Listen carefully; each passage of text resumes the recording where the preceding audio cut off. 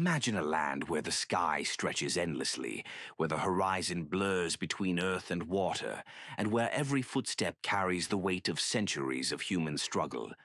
This is the Netherlands, a country unlike any other, shaped not only by the hands of its people, but by the relentless, ever-present force of water. For more than 1,000 years, the Dutch have lived in a delicate balance with the sea. They have drained lakes, built dikes, battled floods, and reclaimed land from the water itself. Each triumph came with risk. Each victory demanded ingenuity, courage, and relentless determination. Windmills, canals, polders, and storm barriers are not just engineering feats, they are monuments to human resilience, symbols of a people who refuse to be drowned by circumstance. This book tells the story of that struggle, from the first humble polders of the Middle Ages to the dramatic floods of 1953, and onward to the ingenious delta works and modern adaptations for a warming world. You will meet visionaries and laborers, families and fishermen, engineers and dreamers, all of them connected by a single, unyielding challenge: the water itself. Through personal stories, vivid landscapes, and cinematic scenes, this is more than history. It is a journey through triumph and tragedy, innovation and survival, danger and beauty. Listen closely, and you will hear the heartbeat of a nation, a rhythm shaped by tides, storms, and the quiet, enduring courage of those who learn to live in harmony with the sea. Welcome to the Netherlands, a land reclaimed, defended, and forever dancing with water. Back to a time when the people who lived here were small, scattered communities clinging to patches of dry ground, forever watching the horizon for storms. Picture it. Over 1,000 years ago, before the land was neatly divided into fields and canals, the Low Countries were a soggy wilderness. Marshes, rivers, tidal flats. If you were a farmer then, your world was mud, sticky, treacherous mud. You would build your home on a terp, a mound of earth you piled up with your neighbors, just high enough to stay above the water when the rivers flooded. There is a story from Friesland, one of the northern provinces, about a woman named Ifke. Ifke was no queen, no noblewoman. She was simply a farmer's wife in the 9th century. Every year she and her family hauled clay and sod to keep their terp high while the tides crept closer. She would wake at night to the sound of waves beating at the mound. The cows would shuffle nervously, sensing the danger before the humans did. And sometimes, despite all the work, the water still came rushing in. You can imagine her, clutching her children, waiting for the water to recede, knowing that if the dike, or in those days just a fragile ring of earth, collapsed, everything would vanish.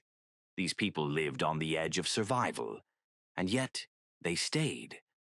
Why? Perhaps because the land, when it could be kept dry, was fertile.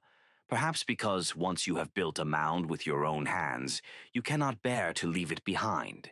Or perhaps because, deep down, the Dutch had already made a choice that would define them for centuries to come. Not to retreat, but to fight. Over time, communities began to connect their efforts.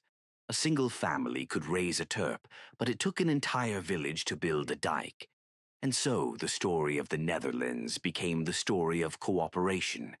In one village, a farmer would agree to maintain the northern section of the embankment, while his neighbor took the western stretch. If one failed, all would drown. It was a brutal form of accountability. There are tales from the Middle Ages of villagers dragging a negligent farmer into court because he hadn't repaired his part of the dike, putting the whole community at risk. It was in moments like these that the first seeds of Dutch democracy were sown, not in castles or royal halls, but in muddy fields where water had to be kept at bay. And then came the polders. A polder, in its simplest form, is a piece of land surrounded by dikes, cut off from the outside water, drained until it can be used for farming or settlement. Today the word sounds technical, almost bland. But imagine the audacity it took for the first people to try it. Take the Beemster, one of the most famous polders. Before it became lush farmland, it was a vast inland lake.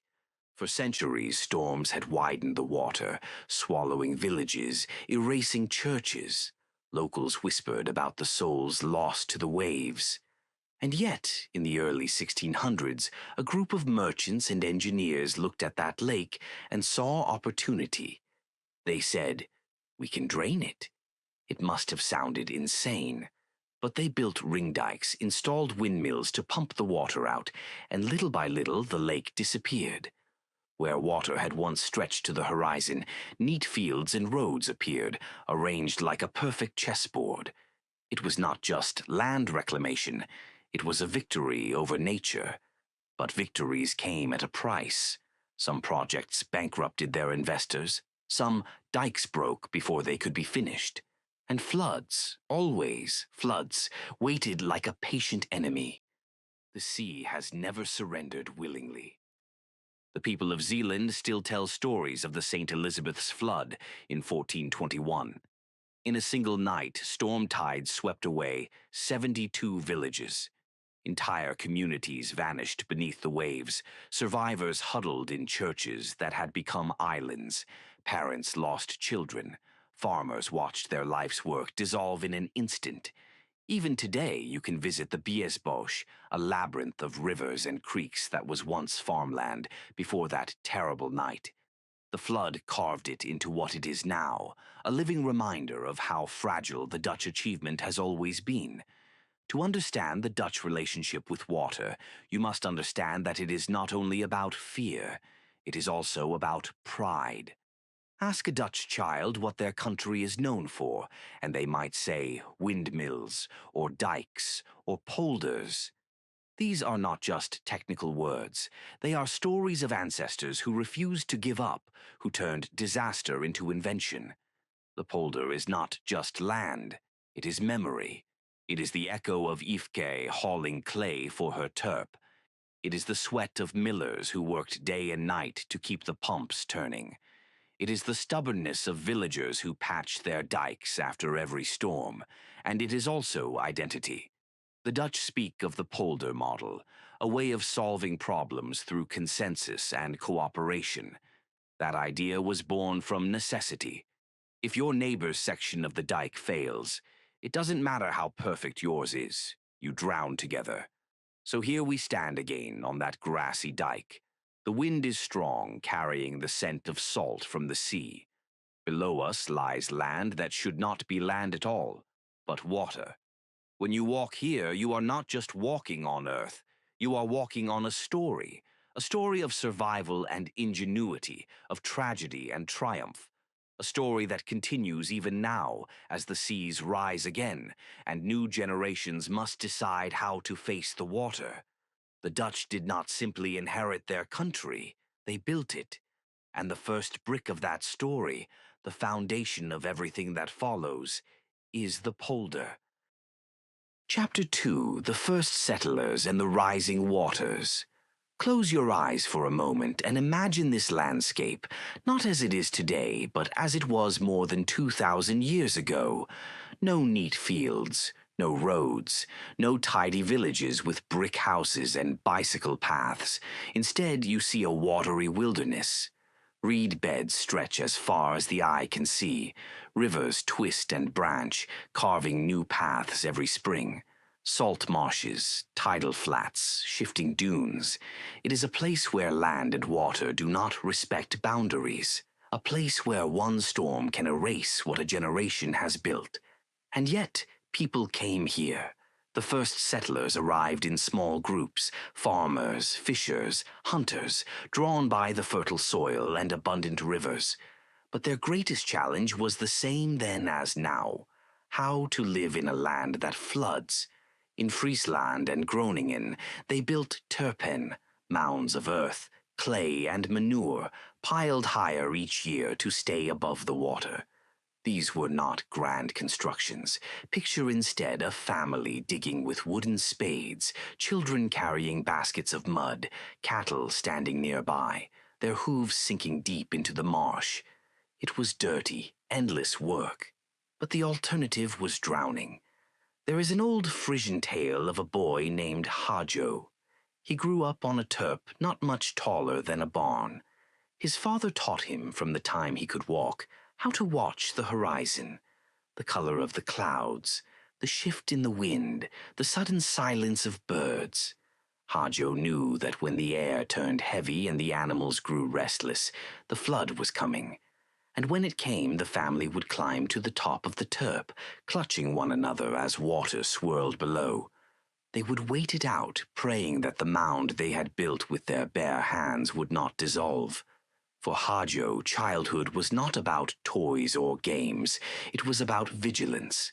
It was about survival. Life on the Turpin was fragile, but over generations, these mounds became more than just refuges. They became villages. Cows grazed on the slopes. Churches were built at the highest points. When the floods receded, farmers sowed barley and oats in the rich, damp soil. Imagine standing on one of these ancient Turpin, a tiny island rising above a gray expanse of mud and water. Smoke curls from peat fires in low houses. Children chase geese across the grass.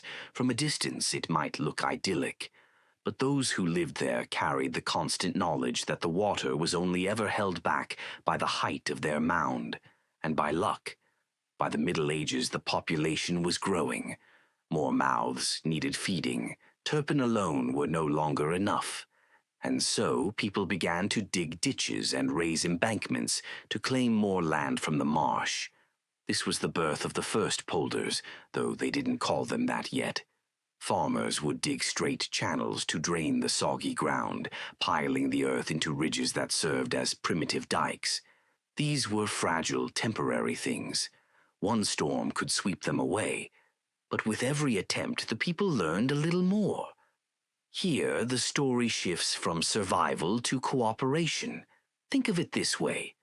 One family could build a mound, but to enclose an entire field with a dike, that took a whole community.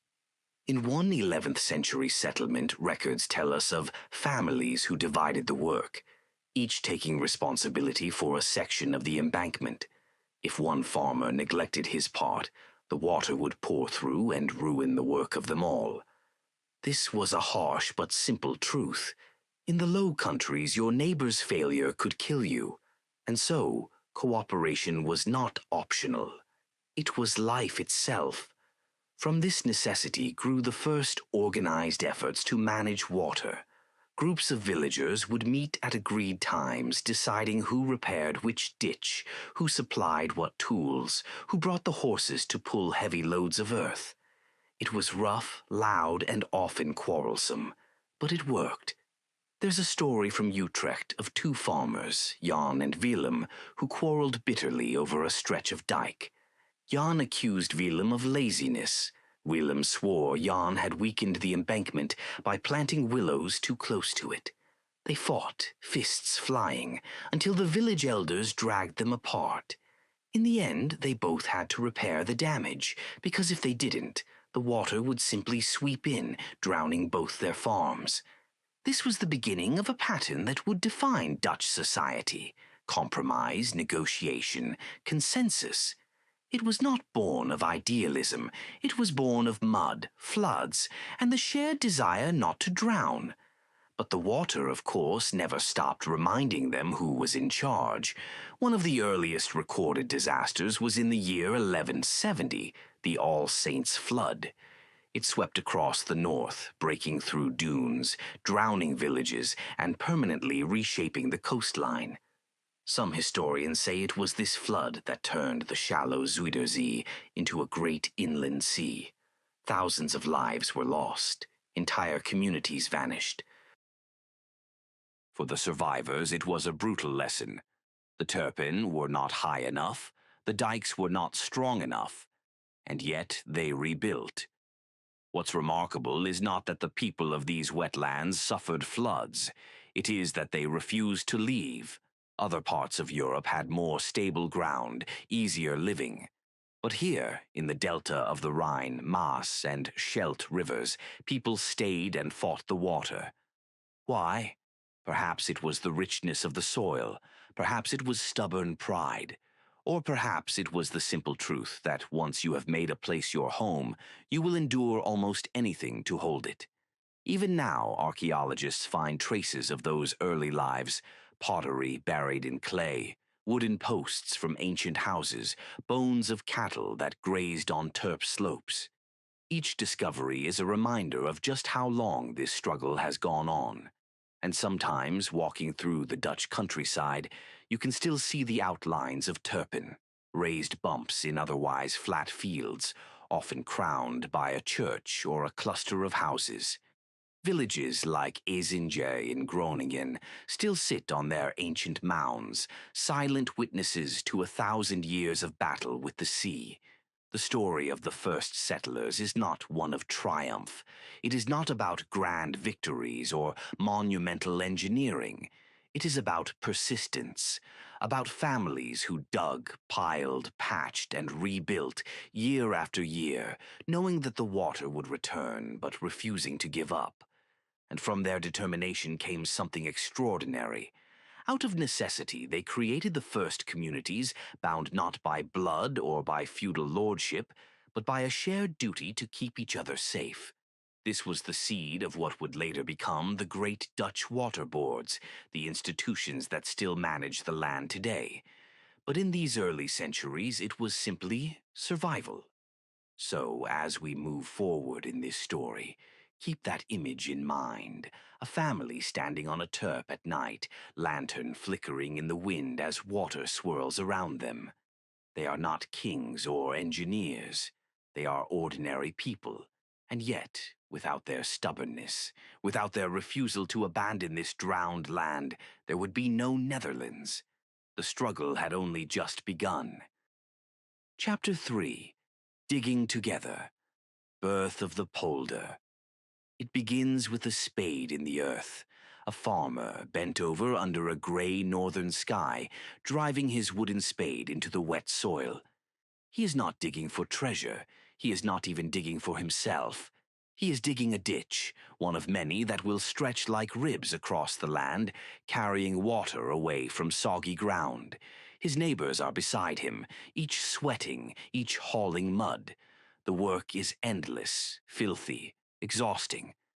But when they step back and look at what they've done, something remarkable begins to take shape. The first polder is being born. By the 10th and 11th centuries, people in the Low Countries had learned that turpin alone could not sustain them. The population was growing, and with it the hunger for farmland. Instead of clinging to tiny mounds above the floods, they dared to think of something greater, draining entire stretches of marshland so they could live on the soil beneath. But draining land was not the task of one family. It demanded many hands. A polder, after all, is not just land. It is an agreement. To make one, you had to surround the chosen area with a ring of dikes. Only then could the ditches inside carry the water away. One weak spot in the dike, one neglected repair, and the water would pour back in, undoing years of labor. So the first rule of the polder was simple: work together or fail together. Imagine one of these early efforts, a group of villagers in Holland, perhaps around the year 1100. They meet in a wooden church, smoke from peat fires curling in the rafters. There is no grand ceremony, no written contract, just rough men and women, farmers and laborers, agreeing that each will take responsibility for a stretch of the dike. Old Peter, whose farm sits on the north side, vows to keep the northern embankment strong. Young Lisbeth's family, with their cattle near the river, takes the western section. Everyone knows their share, everyone knows the cost of failure, and then, when the meeting is done, they put their spades in the ground. There are stories of how fiercely people defended these agreements. If a farmer neglected his duty, his neighbors would not hesitate to drag him before a local judge. In some cases, punishment meant fines or loss of land. In others, shame was enough. the knowledge that your carelessness could drown your entire village. It may sound harsh, but in truth, it was the beginning of something extraordinary. In a time when kings and lords ruled much of Europe with iron fists, here in the marshlands, ordinary farmers were governing themselves, deciding together how to manage their world. They weren't thinking of democracy, they were thinking of survival. And yet, the seeds of Dutch democracy were planted in the mud of these early polders. Technically, the first enclosed polders were small, patches of land along rivers, marshy meadows held dry by dikes no taller than a man. But to the people who lived there, they were everything. Suddenly, they had steady farmland, not just scraps of soil between floods. They could grow rye, wheat, and flax. They could graze cattle without fear that the pasture would vanish overnight. With stability came growth. Villages expanded, churches rose on new ground, markets flourished, and slowly the landscape began to change. What had once been a tangle of marsh and river was becoming a grid of fields and canals, the first outlines of the Dutch countryside we know today. But it was not without sacrifice. Digging ditches lowered the groundwater, drying the land but also causing the peat soil to shrink. The land quite literally sank. Villages found that the ground beneath them was sinking faster than they could build their dikes higher. It was like standing on a raft while water kept rising around you. There's a story from West Friesland of a farmer named Tiemen. His family had worked the same plot of peatland for generations. At first it seemed like a gift, rich soil, easy to farm. But as the years passed, the land sank, and the floods crept closer. Tiemen raised his house on stilts. He rebuilt his dike twice. In the end, the river claimed his fields anyway. He packed what he could on a cart and moved to higher ground. Stories like Tiemen's remind us. For every success, there were failures. For every fertile new polder, there was a family forced to abandon their home. The battle was never fully won. It was simply fought again and again. Yet the ambition of the people only grew. By the 13th century, entire lakes were being eyed for reclamation. These were daring projects, often backed by wealthy towns or monasteries. Imagine the scene: merchants in Leiden or Haarlem investing in dike construction, hiring engineers to plan out drainage canals, promising farmers new fields if they would lend their muscle.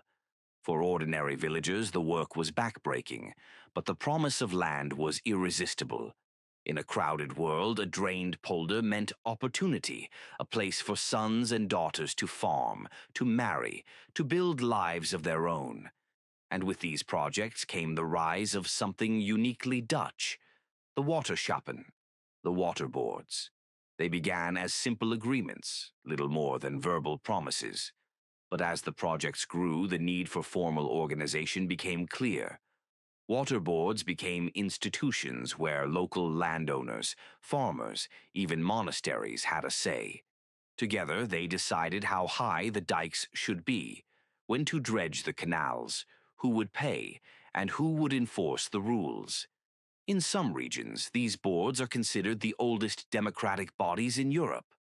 Long before parliaments were commonplace, Dutch villagers were voting on water management.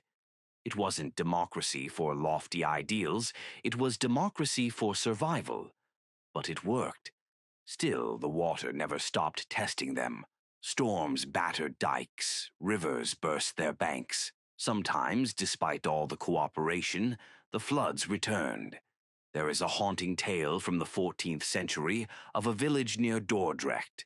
After years of work, the villagers had enclosed a fertile polder, planting crops and grazing cattle. But one winter night, the river ice broke, and water thundered through a weak point in the dike. By morning, the entire settlement was gone.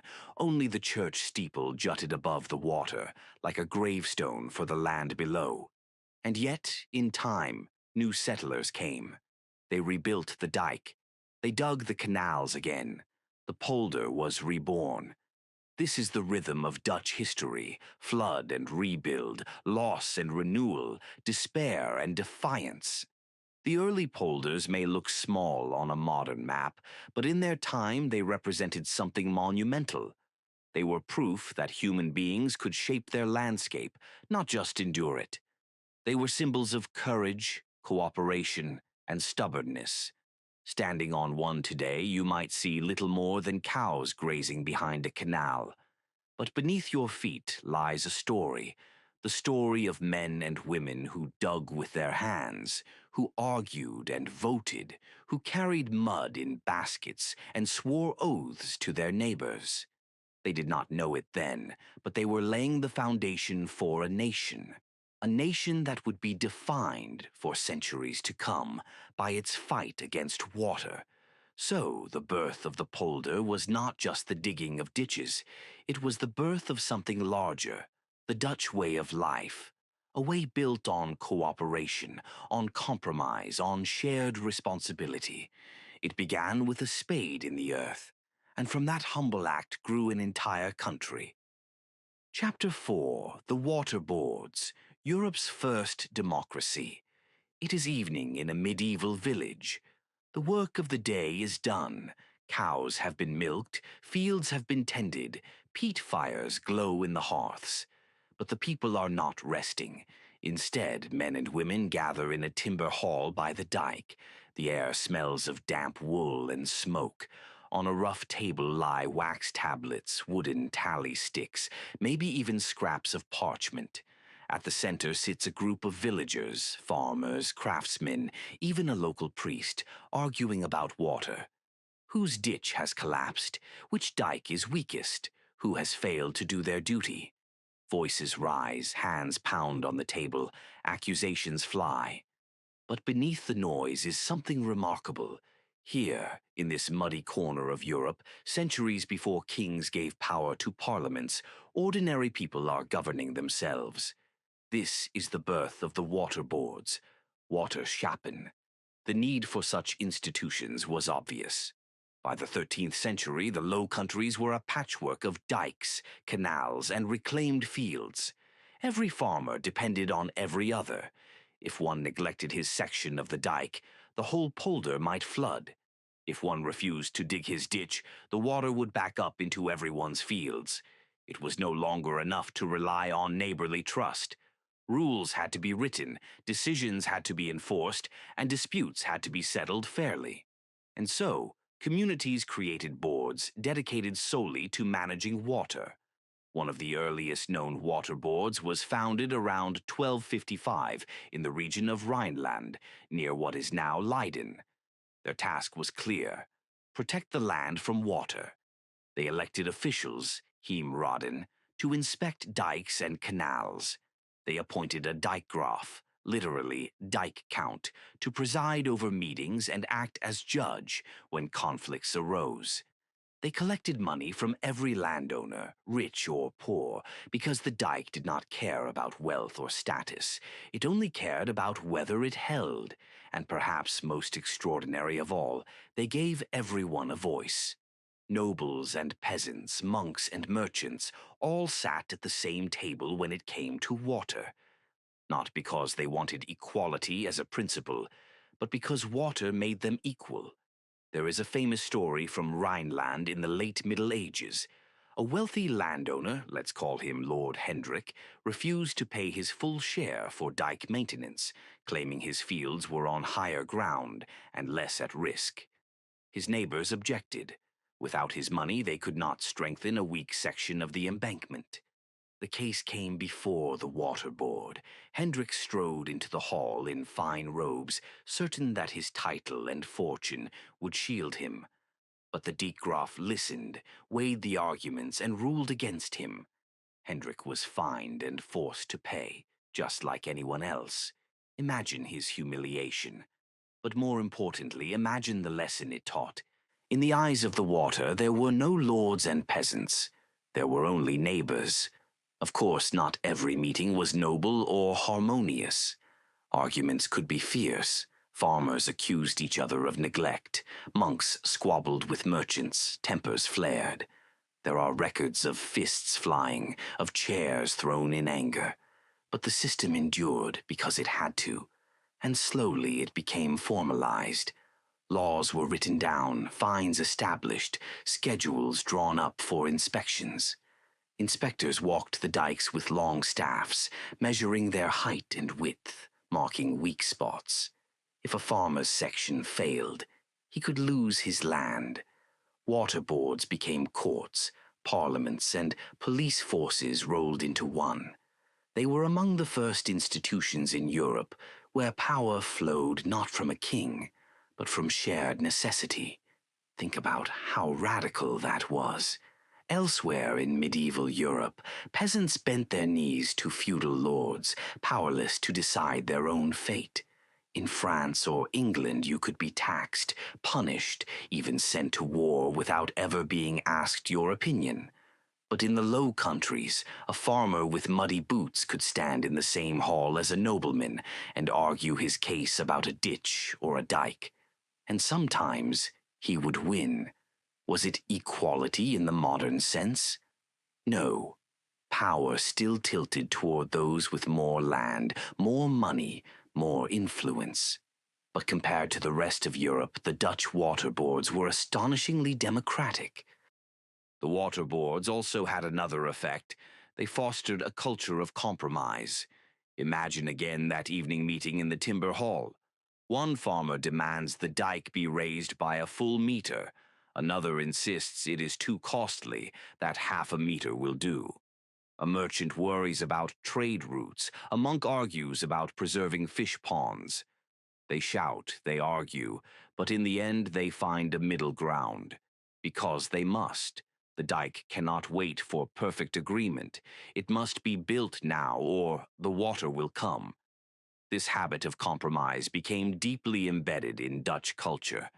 Centuries later, it would be called the Polder model, the idea that the best solution is not the loudest voice, but the shared one.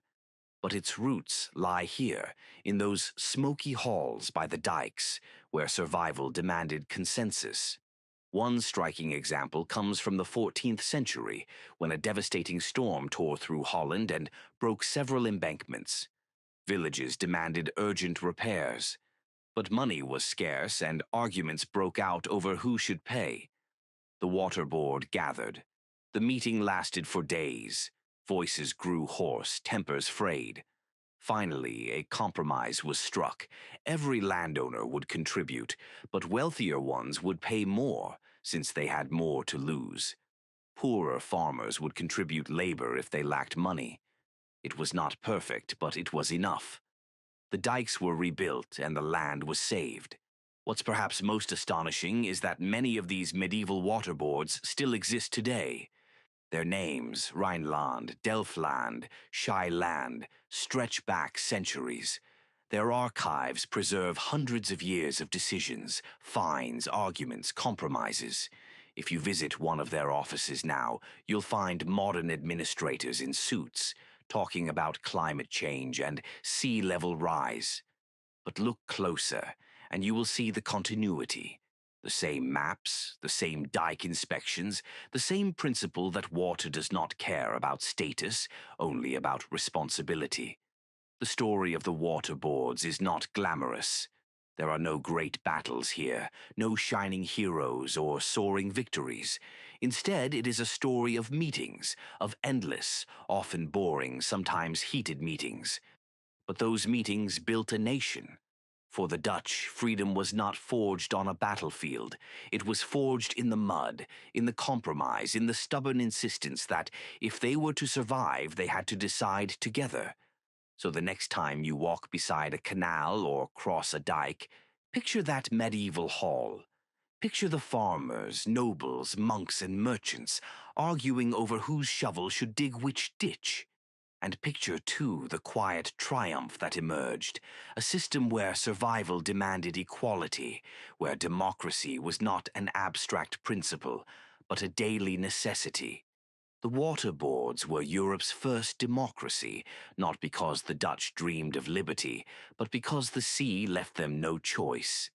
And from that necessity came one of the most enduring traditions of Dutch life, A belief that, no matter how deep the differences, you must sit at the table together because the water is always waiting. Chapter 5: The Golden Age and the Great Lakes. The year is 1607. A group of wealthy merchants sit around a polished oak table in Amsterdam. Their ledgers are open, quills scratching as they calculate costs and returns. These men have already invested in ships that sail to Asia, bringing back spices and silks. They have shares in the East India Company, warehouses stacked with goods, fortunes made on the tides of global trade. But today they are not talking about ships or spices. They are talking about land, specifically a lake. The lake is called the Beemster. For generations it has stretched north of Amsterdam like an inland sea. Storms have widened it over the centuries, swallowing villages, farms, even churches. Locals whisper that it is cursed, that no dike can contain it. From the shore you see endless water, waves whipped by the wind. And yet, these merchants look at the lake and see not danger, but opportunity. If the Beemster could be drained, it would reveal thousands of hectares of fertile farmland, flat, rich, and close to the growing city. The merchants run their numbers. They hire engineers, and then, astonishingly, they decide, we will drain the Beemster. To us, centuries later, it may sound straightforward. Build dikes, dig canals, pump the water out. But in the early 17th century, this was an act of staggering ambition. The Beemster was vast, 72 square kilometers of open water. To enclose it, workers would need to construct a ring dike more than 40 kilometers long. Inside, they would dig canals like veins to carry away the water. And then came the hardest part: the pumping. There were no steam engines yet. The only power available was the wind, so the plan called for a necklace of windmills around the lake, each one fitted with ingenious scoop wheels and pumps, each one creaking and groaning day and night to lift water from the lake bed into the surrounding canals. It would take years. It would cost a fortune. And if the dikes failed, if the pumps faltered, the entire project could vanish in a single storm. But this was the Dutch Golden Age. Ambition was the currency of the day. Picture the scene. In 1608, hundreds of laborers swarm around the shore of the Beemster. They drive wooden piles into the ground, stacking earth and clay to form the ring dike. Mud cakes their boots, sweat runs down their backs. The air is filled with the sound of hammers, the creak of carts, the shouts of foremen. Beside them rise the windmills, tall skeletal structures of wood and canvas, their sails turning restlessly in the breeze. One by one they begin to pump. Water gushes from the scoop wheels, splashing into canals. Slowly, painfully, the level of the lake begins to drop. For years the work continues. Storms tear at the dike. Floods threaten to undo it all. Investors grow nervous, fearing they have sunk their fortunes into mud. But the workers press on, driven by wages, by pride, by the sheer audacity of the dream. And then, in 1612, the miracle happens. The Beemster is dry. Where waves once rolled, there are now fields. The land is rich and black, ready to be plowed. Roads and canals are laid out in a perfect geometric pattern, a chessboard of squares and rectangles, so precise it looks as if drawn with a ruler. At the center, neat farmhouses rise, their red roofs glowing in the sunlight. For the investors, it is a triumph. They divide the land into parcels and sell them to farmers. Some take their payment not in coins but in acres, betting that the value of the land will only rise. They are right. The Beemster becomes one of the most prosperous agricultural regions in the country. And for the Dutch, it is more than a triumph. It is proof. Proof that they can conquer not just rivers, not just marshes, but entire lakes. Proof that with cooperation, technology, and stubborn will, the water can be mastered.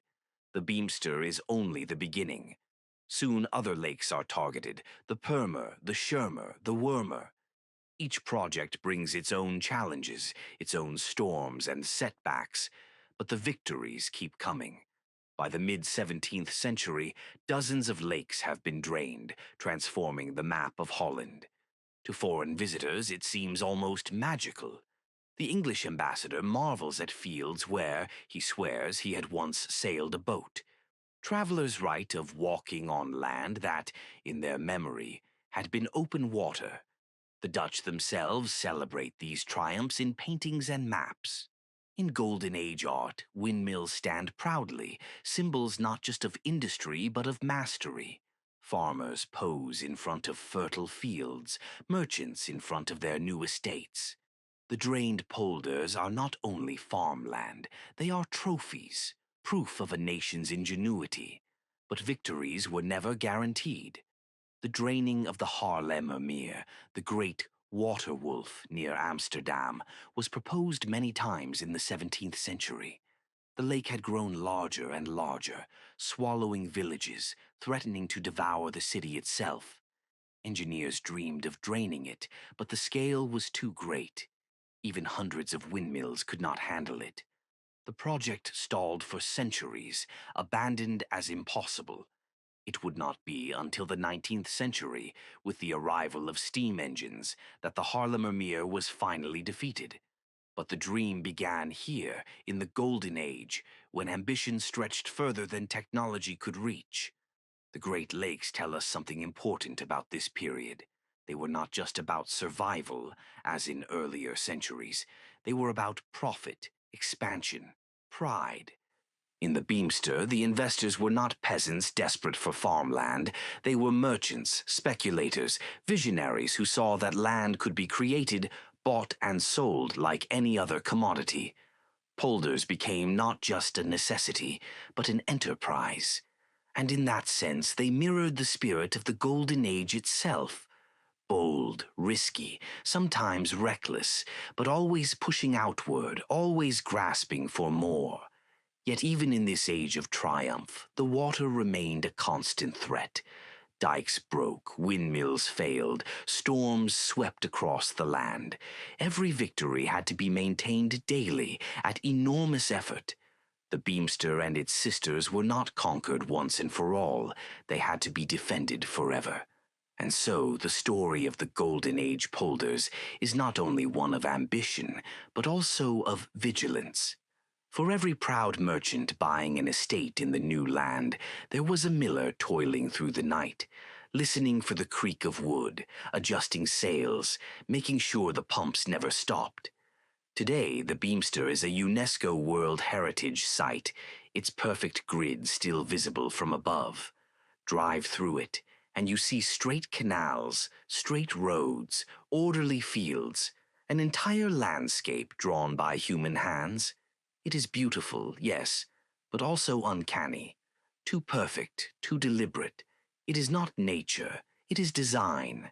And it reminds us of a moment in Dutch history when people dared to look at the sea, at the sky, at the very map of their country, and say, "We will change it." The Golden Age gave the world Rembrandt and Vermeer, great ships and global trade. But it also gave the Dutch something even more enduring, the vision of land as something that could be created, one polder at a time. The story of the Great Lakes is the story of human ambition at its boldest, and also at its most fragile. Because, as the Dutch would soon learn, the sea never truly accepts defeat. The water waits. Chapter 6: When the Sea Struck Back. The Dutch Golden Age was a time of triumph, of windmills spinning, lakes drained, fortunes made. But beneath the pride there was always an unease, because the Dutch knew, better than anyone, that water never forgets. And when it struck back, it struck without mercy. The first great warning came in the winter of 1651. Along the Zuiderzee, the wind howled for days, piling water higher and higher against the dikes. Farmers huddled inside their homes, listening to the moan of the storm. Then, sometime in the night, the water broke through. Imagine it, a wall of black water rushing across the fields, smashing houses, sweeping away animals, drowning entire families as they slept. Villages disappeared in minutes. Survivors clung to rooftops or trees, shivering in the freezing wind. When morning came, the land was unrecognizable. Fields turned to lakes. Roads vanished beneath swirling water. Hundreds were dead. The message was clear. No matter how many dikes and mills, the sea was still master. And yet, this was only one of many. The 17th and 18th centuries brought flood after flood. Sometimes it was the sea, surging inland on a storm tide. Sometimes it was the rivers, swollen with melted snow from the Alps, bursting their banks. Each time the story was the same: dikes crumbling, villages drowning, families burying their dead. In 1717 came the Christmas flood. While children were hanging candles on trees and families gathered around fires, a storm rolled in from the north. The sea roared over the dikes of Groningen, Friesland, and Germany. The water swept so far inland that people said you could sail a boat for miles where once there had been farms. More than 14,000 lives were lost across the region. It was one of the worst disasters in Dutch history. For those who lived through it, Christmas was never the same again. These floods left scars, not just on the land, but on the soul of the country. In paintings and woodcuts of the time, you see desperate villagers kneeling in prayer as waves tower above them. You see men with lanterns on broken dikes, trying in vain to stuff gaps with branches and straw. You see mothers clutching their children, eyes wide with terror as water climbs the walls of their homes. It is almost biblical, a battle not just with nature but with fate itself. Still, the Dutch refused to give up. After each disaster, they rebuilt. Dikes were raised higher, made stronger. Flooded land was reclaimed again. But the memory of loss lingered. Every generation had its story: a grandfather who drowned, a cousin swept away, a farm destroyed forever. These were not distant legends. They were lived reality. Families passed them down as warnings. Never trust the water. Never take your eyes off the dike. What makes these stories so haunting is the closeness of the danger.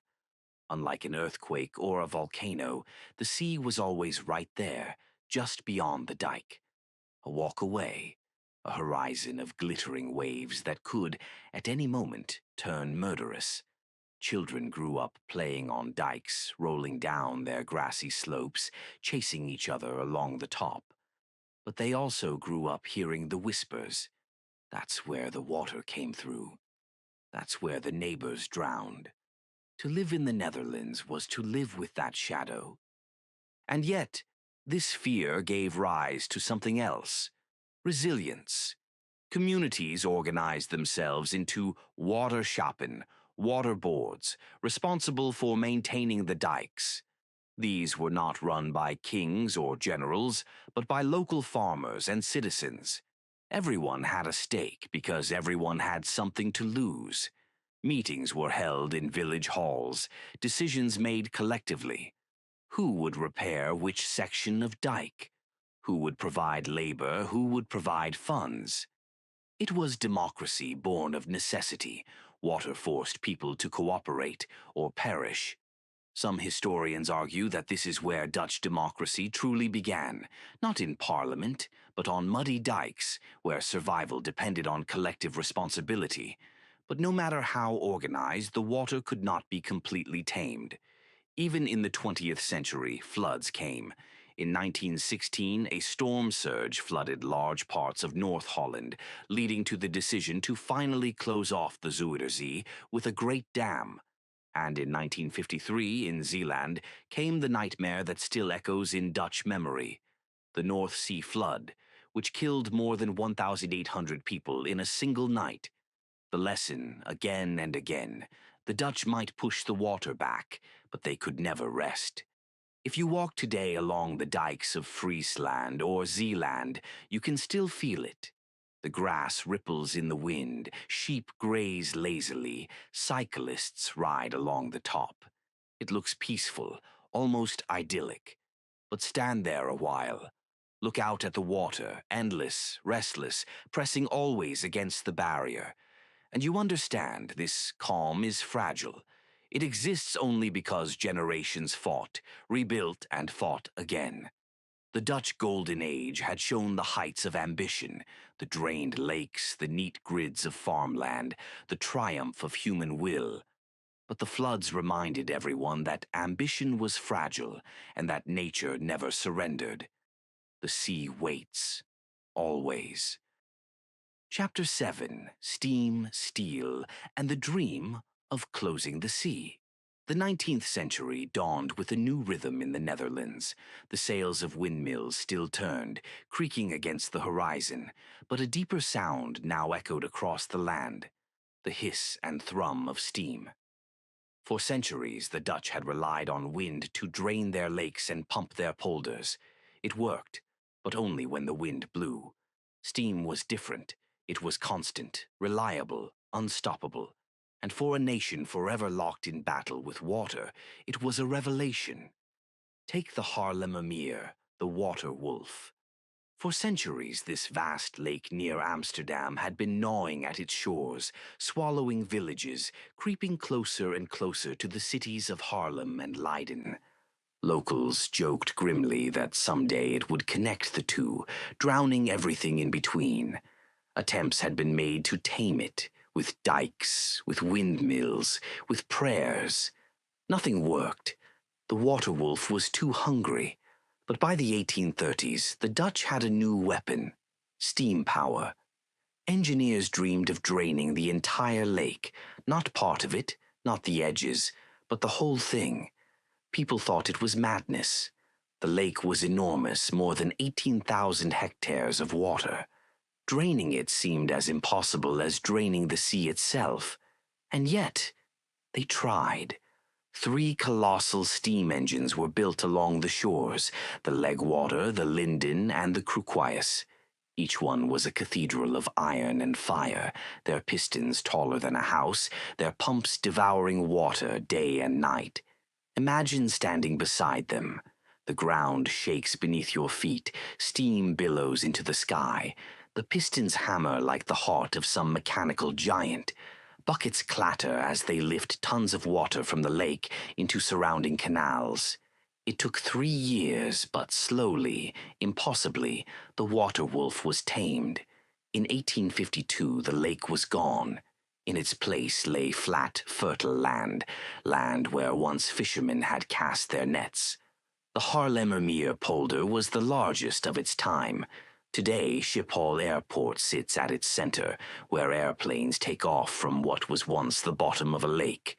The joke now is that when you land at Schiphol, you're landing 4 meters below sea level. The success of Haarlemmermeer electrified the country. If a monster like the water wolf could be slain, what else was possible? Engineers, dreamers, politicians, suddenly everyone was talking about bold new plans. What about the Zuiderzee? That vast, restless inland sea, whose storms had drowned thousands, whose tides threatened the heart of the country. What if it could be closed off? The idea wasn't new. As early as the 17th century, people had whispered about building a dam across the mouth of the Zuiderzee. But the sheer scale made it impossible. The sea was 30 kilometers wide in places, deeper than any drained lake, wilder than any river. With windmills, it had been a fantasy. With steam, maybe, just maybe, it could be real. Enter Cornelis Lely. Lely was an engineer born in 1854, a child of the steam age. He studied water management with a passion bordering on obsession. As a young man, he walked the dikes of the Zuiderzee, studying their weaknesses, listening to fishermen tell stories of storms and floods. Where others saw only danger, he saw possibility. In 1891, Lely presented his plan: build a massive dam, the Afsluitdijk, across the mouth of the Zuiderzee. Cut it off from the North Sea, turn the salt water into a freshwater lake.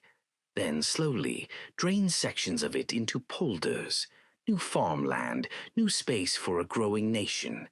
It was a plan of staggering ambition, unlike anything attempted before. Politicians balked. The costs would be enormous. The engineering challenges almost unthinkable. But Lely was patient. He refined his designs, rallied support, argued that the project was not just bold, it was necessary. The turning point came, as it often did in Dutch history, with disaster. In 1916, a storm surge swept over the dikes of North Holland, flooding villages, destroying farms, leaving thousands homeless. The sea had struck again, and once more the Dutch were reminded of their fragility. This time the people were ready to listen. The government approved Lely's plan. In 1918, the Zuiderzee works were officially launched. The project would take decades. It began with smaller polders. Wieringermeer Meer drained in the 1920s, a green expanse where wheat and potatoes soon grew. But the centerpiece was the Afsluitdijk itself, a colossal causeway stretching 32 kilometers across open water. Think of what it meant. For centuries, the Zuiderzee had been a treacherous sea, claiming lives in storms, flooding towns, shaping the Dutch psyche with fear. To even imagine building a wall across it seemed absurd, and yet, in 1927, the work began. Stone by stone, sand by sand, ships dumped materials into the water. Workers labored in brutal conditions, fighting waves, storms, and the endless sucking mud. Entire villages sprang up along the construction site to house them. On May 28, 1932, the final closure was made. The sea was cut off. A cheer went up across the nation. Newspapers called it the conquest of the Zuiderzee. For the first time in history, the Dutch had turned an entire sea into a lake. The new IJsselmeer lay calm behind the dike. Salt water turned slowly to fresh. Fish changed, tides vanished, and the Dutch looked out across the water and thought, "We did it. We actually did it." The Zuiderzee works were more than an engineering feat. They were a symbol of resilience after centuries of floods, of unity forged in shared struggle, of a small nation daring to do the impossible. Cornelis Lely did not live to see the Afsluitdijk completed. He died in 1929. But his statue still stands proudly at the dike, gazing out over the water he dreamed of conquering. The province of Flevoland, created from reclaimed land, would later be his monument. The living proof of vision made reality. The age of steam and steel had given the Dutch new weapons in their eternal war. But perhaps more importantly, it gave them new confidence. They had drained lakes, closed seas, and expanded their land far beyond what anyone thought possible. Yet deep down, they knew the battle was not over. The sea had been pushed back, but not defeated. And as the 20th century wore on, new challenges loomed, challenges of storms, of climate, of survival itself. For now, though, the Dutch allowed themselves a rare luxury: to celebrate, to look at the calm waters of the IJsselmeer and say with quiet pride, "We are still here." Chapter 8. The Night the Sea Came In. It was a Saturday night, January 31st, 1953. Across the Netherlands, people were in their homes, warm and safe against the winter chill. Children were tucked into bed. Radios hummed with the evening news. Few paid much attention to the weather forecast. Storms were common that time of year. But out at sea, something was brewing. A fierce northwesterly storm roared across the North Sea, pushing water toward the Dutch coast. At the same time, the tide rose higher than usual, a spring tide swollen by the pull of the moon. Two forces, natural and relentless, converged, and they were heading straight for the low-lying provinces of Zeeland, South Holland, and North Brabant. The first dikes broke just after midnight. In the darkness, the sea came crashing through. Water roared across fields, tore apart roads, and surged into villages. Wooden houses splintered, barns collapsed, entire families were swept away in their sleep. Imagine it. waking in the middle of the night to the sound of water hammering against your front door, stepping onto the floor and finding icy seawater rising past your ankles, grabbing your children in panic, scrambling for the attic, the roof, anywhere higher while the black water climbs and climbs. There was no warning system, no sirens, no emergency alerts, only the sound of wind, the roar of water, and the cries of neighbors in the night. By dawn, much of Zealand was a drowning land. Farms and villages were gone, replaced by a vast, endless inland sea. Thousands huddled on rooftops, shivering in the cold, waiting for help. Some clung to trees or floating beams for hours, praying someone would find them. But help was slow to come. Roads were destroyed. Telephone lines were cut. Entire towns were cut off from the outside world. Rescue boats were scarce. In some places, survivors waved desperately from their rooftops as helicopters circled overhead, unable to land. The stories that emerged from that night are heartbreaking. Parents who saved one child but lost another. Elderly neighbors carried on the backs of young men through chest-deep water. Cows swimming alongside people, then disappearing into the waves. Whole families erased from the register books, gone in a single night. When the waters finally receded, the toll was staggering. 1,036 people dead, 200,000 hectares of farmland flooded, 47,000 houses damaged or destroyed, tens of thousands of animals drowned. It was the greatest natural disaster the Netherlands had faced in the 20th century. And yet, out of tragedy came resolve. The Dutch had always known their relationship with the sea was fragile, but 1953 was a brutal reminder. The old defenses were not enough. If the nation was to survive, something far greater was needed. The government acted quickly. Within weeks, the Delta Commission was formed. Their mission to design a system that would ensure such a catastrophe could never happen again. What they proposed was bold, almost unimaginable. They called it the Delta Works, a vast series of dams, dikes, sluices, and storm surge barriers that would seal off Zealand and protect the vulnerable southwestern provinces. It would be the largest flood defense project the world had ever seen. The idea was simple in principle, but staggering in practice. The mouths of major rivers, the Rhine, the Meuse, the Scheldt, would be shortened and closed, blocking storm surges from the sea. New dikes would be higher, stronger, longer, and in some places, movable storm surge barriers would be built, colossal gates that could swing shut when danger threatened. It was engineering on a biblical scale. The first major project was the closure of the Hollandse IJssel near Rotterdam. In 1958, the Hollandse IJsselkering was completed, two massive steel gates that could drop into place across the river. It was the beginning of a new era of water defense. Then came the great dams across the Zeeland estuaries, the Zandkreek Dam, the Veerse Gat Dam, the Greveling Endam, each one a scar of stone and concrete across the sea, reclaiming land and blocking the tides. But the most famous, the most dramatic of them all, was the Oosterscheldekering, the Eastern Scheldt storm surge barrier.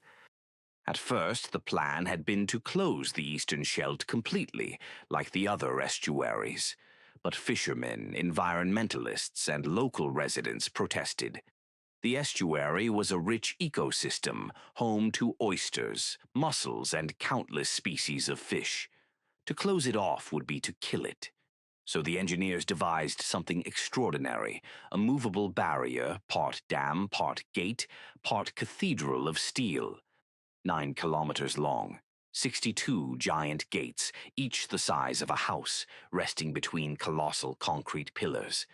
On ordinary days, the sea flowed freely, tides rising and falling as they always had. But when storms threatened, the gates could be lowered, sealing off the estuary, holding back the fury of the sea.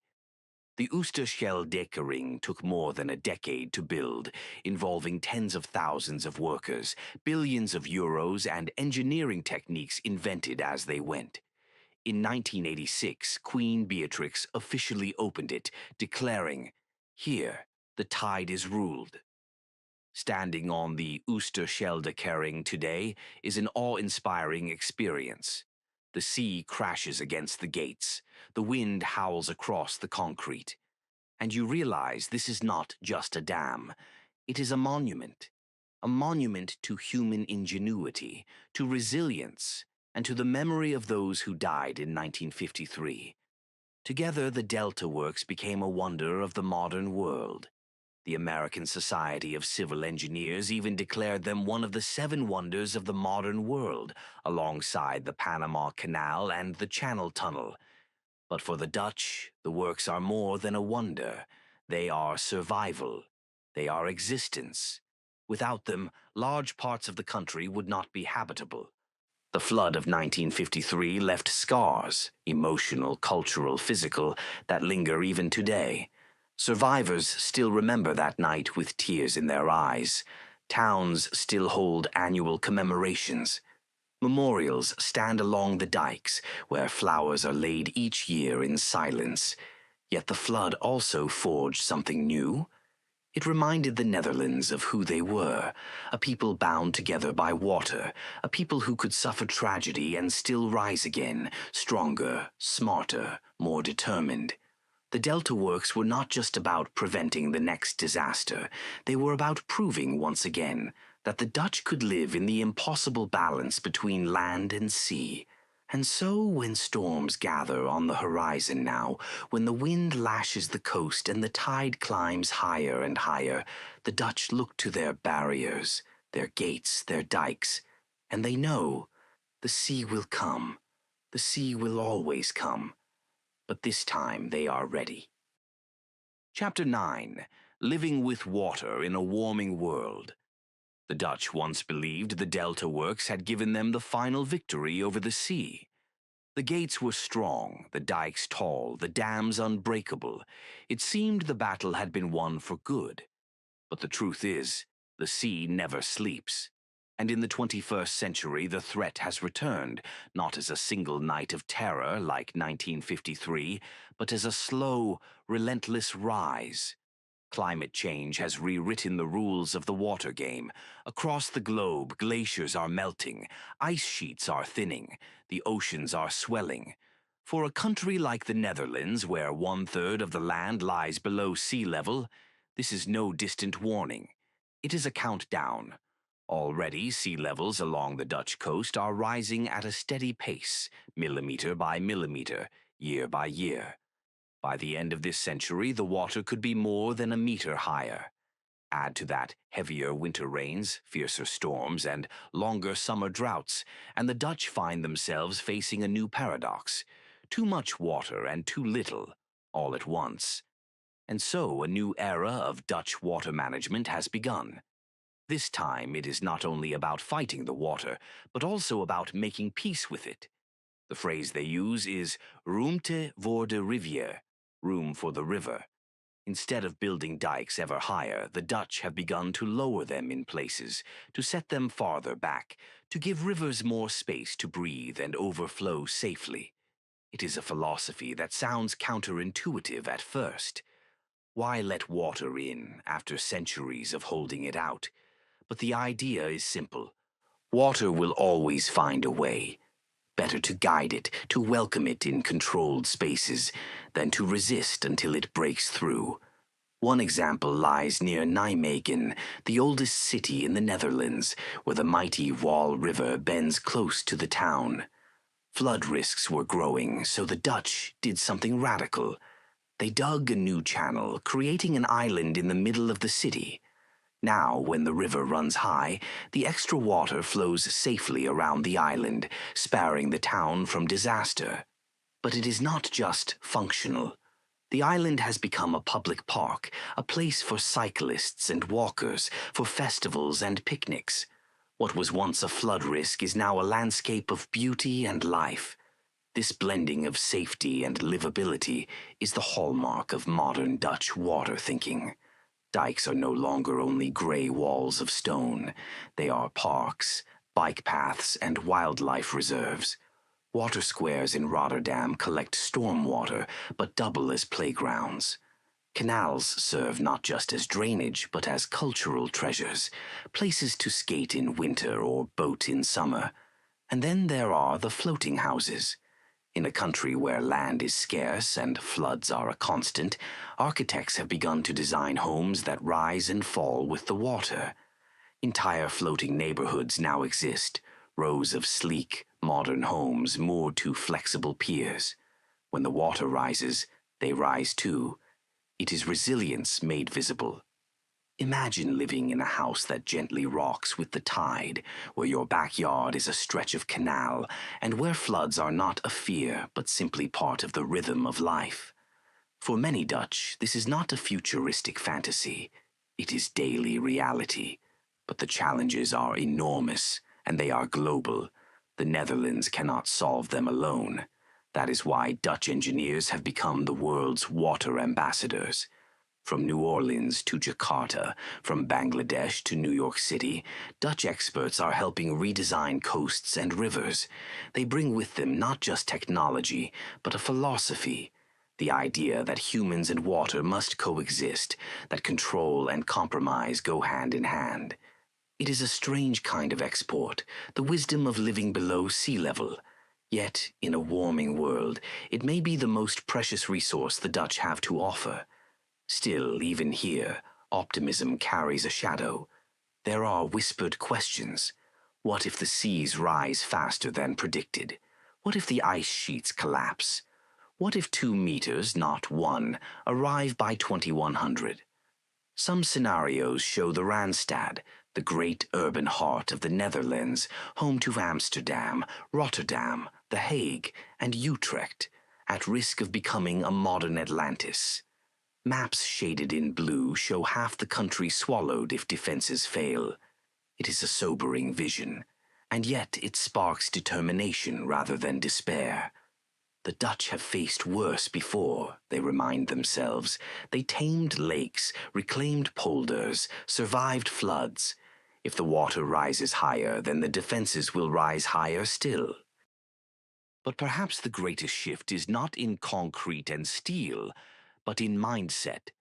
For centuries, Dutch identity was built on conquest. We fight the sea. We win. Now, a subtler story is taking shape. We live with the sea. We adapt. It is visible in schools where children are taught water history, not just as engineering, but as culture. It is heard in the words of farmers who allow fields to flood seasonally, trading crops for safety. It is seen in cities where rainwater gardens and green roofs become part of daily urban design. The sea is no longer just an enemy. It is a neighbor. A dangerous neighbor, yes, but one the Dutch must learn to live alongside. There is a saying here: God created the world, but the Dutch created the Netherlands. It is both a boast and a prayer, and in the age of climate change, it carries new weight. The Dutch did not create the rising seas, but they must face them. Their history has prepared them for this moment. Their future depends on what they do next. And so, on stormy nights when the wind howls across the dunes and the North Sea pounds against the barriers, the question returns: how long can the Netherlands hold back the tide? No one knows the answer, but one thing is certain. Whatever happens, the Dutch will not face it with fear alone. They will face it with courage, ingenuity, and the quiet, stubborn belief that where there is water, there is also life. Because in the end, the story of the Netherlands is not simply about land versus sea. It is about resilience, about balance, about the human ability to live in harmony with forces larger than ourselves. The water will rise, the storms will come, the tides will test the dikes again and again. But the Dutch know something the rest of the world is only beginning to learn. You cannot defeat the sea, but you can learn to dance with it. Chapter 10. The Dance with the Sea. Close your eyes and imagine the Netherlands. Not the cities or streets you know, but the land itself. Flat, low, stretching out to meet the horizon, where sky and water blur in a silver line. Rivers braid through it. Canals cut precise paths like veins. Dikes rise like the spine of the country. And always, just beyond the edge, the restless North Sea, whispering and pounding, reminding the people who live here that their world is borrowed. This is the Netherlands, a country built on water, forged in mud, shaped by storms, reclaimed by human hands. For centuries, the Dutch have told stories of the sea, tales of floods that swallowed villages overnight, of windmills pumping tirelessly, of dikes that held back drowning skies. They tell stories of visionaries, Cornelis Lely, engineers of the Delta Works, farmers who walked the dikes in the night, ordinary people who became heroes because they refused to surrender. These stories are more than history. They are a mirror reflecting the spirit of a nation that knows it cannot defeat nature, but can respect it, work with it, and sometimes, for a time, hold it at bay.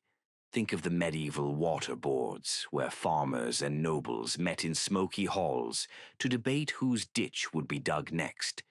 Picture the Golden Age merchants draining the Beemster, transforming water into farmland with nothing but windmills, courage, and ambition. Remember the dark nights of 1953, when the sea swallowed thousands of lives in hours, and how those same people responded with the Delta Works, a testament to human ingenuity and perseverance. Each chapter of Dutch history is a dance with water, sometimes leading, sometimes following, but always moving together. And yet, it is not only about survival. The Dutch relationship with water is also about beauty, culture, and identity. Their land, shaped by struggle, is orderly and deliberate, yet full of life. Canals are lined with houses that lean slightly, reflections shimmering on the water's surface. Windmills turn gently in the breeze, silent sentinels of centuries past. Children play on dikes that hold centuries of memory. Farmers tend fields reclaimed from lakes, their crops nourished by centuries of ingenuity. Even art tells the story. From the dramatic flood scenes of 17th century painters to modern photography of wind turbines and storm barriers, water is ever present, sometimes threatening, sometimes serene, always shaping the human story. The modern era has brought new challenges and new solutions. Rising seas, heavier rains, climate change. These are tests that no single generation can fully overcome. But the Dutch have learned to plan not just for today, but for decades and centuries ahead. Room for the river, floating neighborhoods, multifunctional dikes. These are innovations rooted in history, blending practicality with beauty, safety with culture. The sea has taught the Dutch patience, foresight, and humility. It has taught them that human ambition must be tempered with respect for forces larger than ourselves. Perhaps the greatest lesson is this: the Netherlands is not a land won from the sea, but a land of compromise, a land where people and water coexist, where victory is not absolute but temporary, where every generation inherits responsibility along with the land. In this sense, the Dutch story is universal. It reminds us that humans are not separate from nature. We are participants in its ongoing rhythm. We shape it, and it shapes us. The key is awareness, care, and the willingness to adapt. And so, as the sun sets over the polders, turning the water golden, and the wind stirs across the dikes, you can hear it. The soft murmur of the sea, the creak of a windmill, the distant splash of a canal. It is a lullaby, a warning, and a promise all at once. The water will rise, storms will come, challenges will test courage, ingenuity, and perseverance, and the Dutch will dance with it as they have for 1,000 years, learning, adapting, surviving, thriving. History has shown that the land is not simply reclaimed, it is earned moment by moment, generation by generation. And the story continues. In every canal, every dike, every windmill, every polder, every storm barrier, and every heartbeat of a nation that has learned that life is richest where danger and creativity meet. So, when you walk along a quiet canal, or cycle across a dike, or watch the tide rise over a storm barrier, remember this. The Netherlands is not just land, and the Dutch are not just people. They are witnesses and participants in a remarkable, ongoing dance, a dance with the sea, and the music never ends.